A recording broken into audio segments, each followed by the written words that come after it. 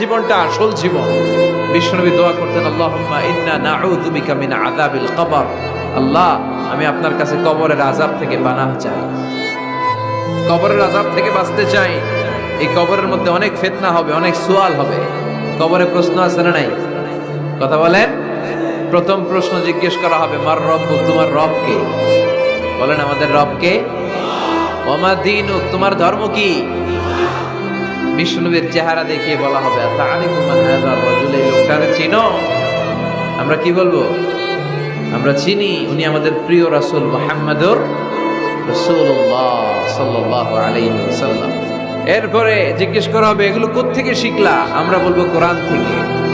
ফায়ুফসাহু লাহু কবরুহু ৭০ যিরাআন।